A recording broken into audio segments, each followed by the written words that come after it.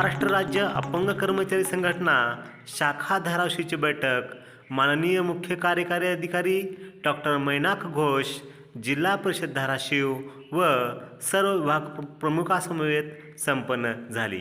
यामध्ये 7/2/1996 पासून पदोन्नतीमधील 3% अनुशेष भरून काढणे, 30 जून 2016 पासून पदोन्नतीमधील 4% आरक्षण अनुशेष भरून काढले, वंचित दिव्यांग कर्मचाऱ्यांना सहाय्यक तंत्रज्ञान उपकरणे पुरविणे, तालुका स्तरावर दिव्यांग सल्ला मार्गदर्शन केंद्र सुरू करणे, जिल्हा स्तरावर दिव्यांग तक्रार निवारण समिती स्थापन करणे, याचबरोबर अनेक विषयावर सविस्तर चर्चा झाली. यावेळी मुख्य कार्यकारी अधिकारी डॉक्टर मैनाक घोष व सर्व विभाग प्रमुखांनी 1 महिन्याच्या आत हे सर्व प्रश्न निकाली काढू असे संघटनेस आश्वासित केले.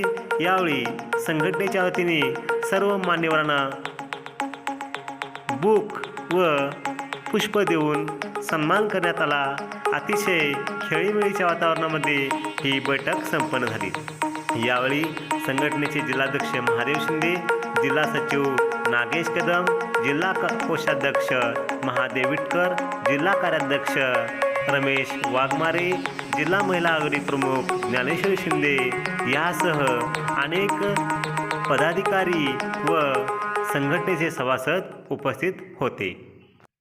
दिव्यांग TV मराठीसाठी धाराशिवरून मी मयूर पाटील.